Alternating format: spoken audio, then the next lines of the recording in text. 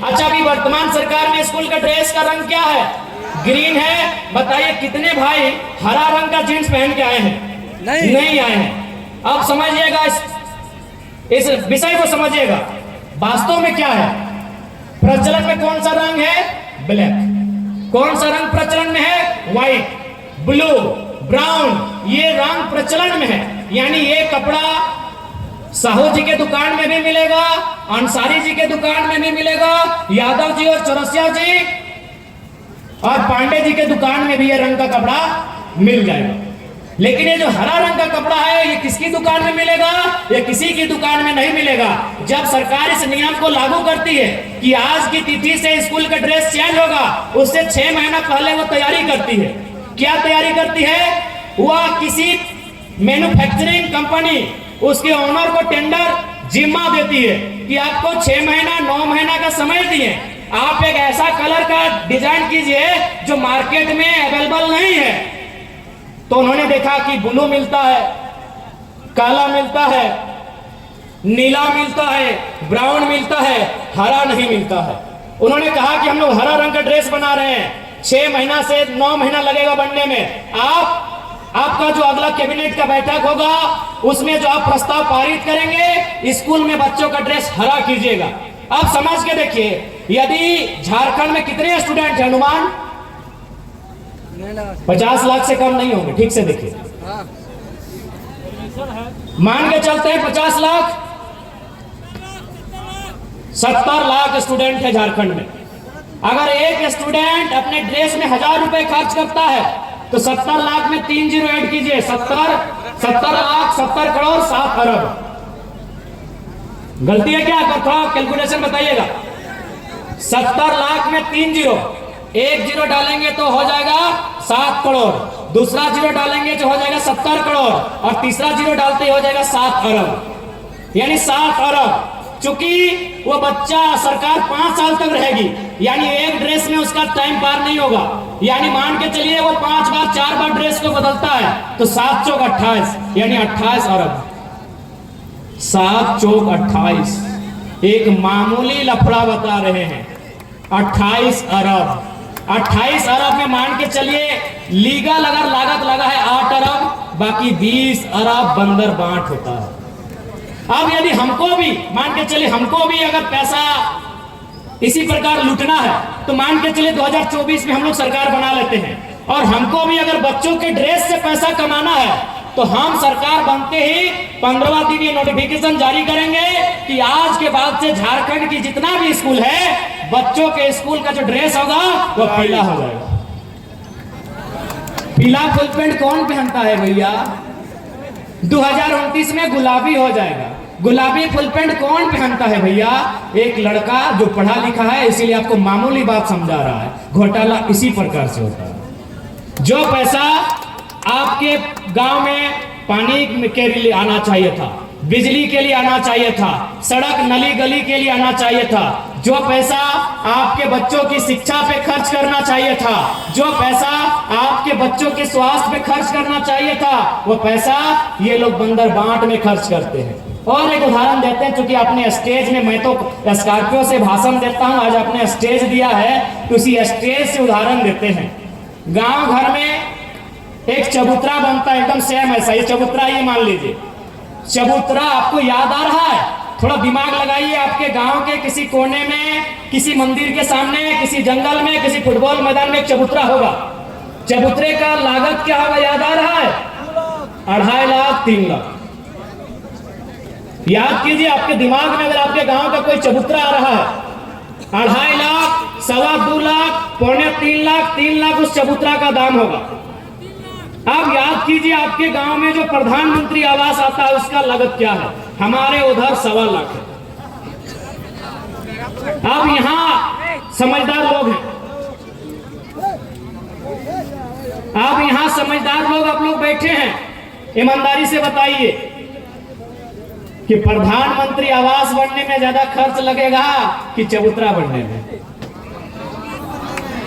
क्या भाई, इतना बताइए। आवाज दीजिए, अरे नहीं वोट दीजिए, लेकिन आवाज तो दीजिए ना। प्रधानमंत्री आवास में गोड़ी क्या बोलते हैं आप लोग? एक नीचे घोड़ी में पहले, फिर लिंटन, फिर ढलाई, फिर पलस्तरा, फिर पेंटिंग, तो खर्चा कहाँ? आवास में। आवास कितना में बन रहा है? 1.25 लाख से 1.5 लाख में, और चबूतरा में कुछ नहीं है, 2.5 लाख 3 लाख। क्योंकि आवास आदमी का बनता है और चबूतरा नेता और अधिकारी का कमीशन होता है। और झारखंड का मुख्यमंत्री कैसा हो, इसलिए आज आपसे यह वचन देते हैं, यह कार्यक्रम अंतिम पड़ाव में है। यदि हम लोग गवर्नमेंट में आए तो सबसे पहले एक मजबूत स्थानीय नीति बनाई जाएगी। उस स्थानीय नीति के आधार पर एक नियोजन नीति बनाई जाएगी। इस राज्य की शैक्षणिक व्यवस्थाओं में सुधार किया जाएगा। इस राज्य में जितने भी पंचायत स्तरीय स्वास्थ्य केंद्र हैं, वहां MBBS डॉक्टर बहाल किया जाएगा। इस राज्य में जितनी भी एजेंसियां हैं, उनको सीधा राज्य से बाहर का रास्ता दिखाया जाएगा। झारखंड के लोगों को एजेंसी लेने के लिए प्रेरित किया जाएगा। झारखंड के लोगों को 25 से 50 करोड़ तक के टेंडर में सुविधा दिया जाएगा, उन्हें प्रोत्साहन दिया जाएगा। क्योंकि केवल नौकरी की बात क्यों कर रहे हो? नौकरी में क्या, टेंडरशिप की बात करो। 50 करोड़ तक के टेंडर में झारखंडियों को प्रोत्साहित किया जाएगा। इसलिए आज आपको इस बात का ध्यान रखना है, कल को इसी कार्यक्रम में हो सके मुख्यमंत्री की अर्धांगिनी आएंगी, आके फिर बोलेंगी 1000 रुपया दे दिए, तो उनको बोलिएगा ठीक है भाभी जी, अच्छा बात है, चलिए हिसाब कर ही लेते हैं। आपने दिया 1000, बच्चों का फी 300, हमारे राशन का खर्चा 300, तनी मनी बीमारी, ज्वर बुखार सर्दी खांसी, बचा 1 रुपया नहीं। और आपको क्या दिया? मुख्यमंत्री की तनख्वाह 3 लाख, मुख्यमंत्री के पत्नी की तनख्वाह 3 लाख, उनकी भाभी की तनख्वाह 3 लाख, उनके पिताजी की तनख्वाह 3 लाख, उनके भाई की तनख्वाह 3 लाख। कितना हुआ? 15 लाख। और आप 1000 में मान गए। इसलिए याद रखिएगा। और जहां तक बीजेपी वाले अगर आएंगे तो उनसे पूछिएगा कि उड़ीसा में आपने कैसे सरकार बनाया। अरे उड़ीसा में बीजेपी का दाल नहीं गलता था। नवीन पटनायक लगभग 2 दशक तक सीएम रहे थे। नवीन पटनायक पूरे भारत के अगर टॉप 5 मुख्यमंत्री लेके आएंगे तो नवीन पटनायक आएंगे, लेकिन उस शख्स को कैसे हराएगा बीजेपी से पूछिएगा। मालूम है, झारखंड के लोग जानना ही नहीं चाहते हैं। नवीन पटनायक जो 20-25 साल मुख्यमंत्री रहे, वो कैसे हारे मालूम है? क्योंकि नवीन पटनायक योगी आदित्यनाथ की तरह अविवाहित है, उनका शादी नहीं हुआ है, यानी अब चूंकि वो बुढ़ा चुके हैं, वो अपना उत्तराधिकारी लेकर आ रहे थे। किसे मालूम है? बीके पांडियन। कौन है पांडियन मालूम है? वो तमिलनाडु का आदमी है। कहाँ का है? तमिलनाडु। यही भारतीय जनता पार्टी का दोहरा चरित्र देखिए। उड़ीसा में नारा देते हैं बाहरी ना चल, तो बीके पांडियन तमिलनाडु का है, झारखंड में उड़ीसा में बाहरी नहीं चलेगा, और झारखंड में ये हरियाणा के संजय सेठ को मंत्री बनाते हैं। यही इनकी दोहरी नीति है। ये जयंत सिन्हा को, बीडी राम को, PM सिंह को, बिरंची नारायण को, राज सिन्हा को, समरी लाल को, ऐसे लगभग 1 दर्जन यूपी, बिहार, हरियाणा, राजस्थान के लोगों को यहाँ विधायक, सांसद और मंत्री बनाती है। और यही भारतीय जनता पार्टी जब उड़ीसा में जाती है, एक ही नारा लगाती है, पांडियन गो बैक, और एक नारा से वो 25 साल के इतिहास को धराशायी कर देती है। यानी उड़ीसा के लोगों में चेतना है उड़ीसा के प्रति। उड़ीसा के लोगों को मालूम है अपनी भाषा, संस्कृति और स्थानीयता। झारखंड के लोग खो चुके हैं अपनी स्थानीयता। इसीलिए यूपी, बिहार, बंगाल के ठेकेदार इनको मजदूर बना के रखे। बुरा मत मानिए।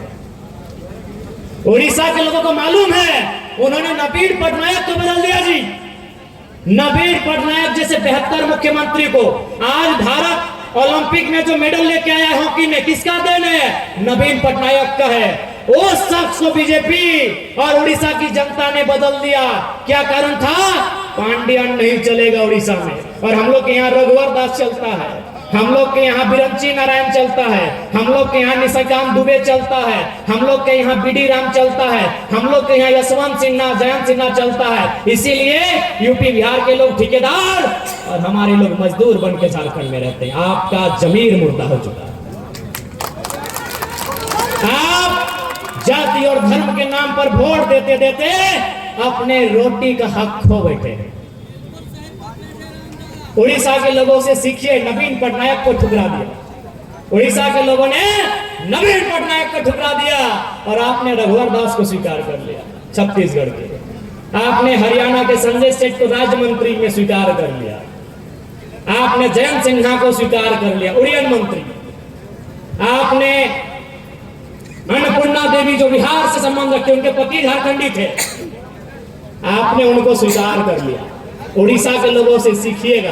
अगर समय मिले तो बस कम समय में यही कहेंगे, उड़ीसा में क्या हुआ जानने की कोशिश कीजिएगा। यही भारतीय जनता पार्टी वहां पांडियन गो बैक का नारा दे रही थी और झारखंड में यूपी बिहार नेता बनाती है। यानी इनको मालूम है कि झारखंड का नेता बनेगा तो खनिज संपदा पे अधिकार मांगेगा। गिरिडीह के प्रदूषण का मामला आपको बताना चाहेंगे।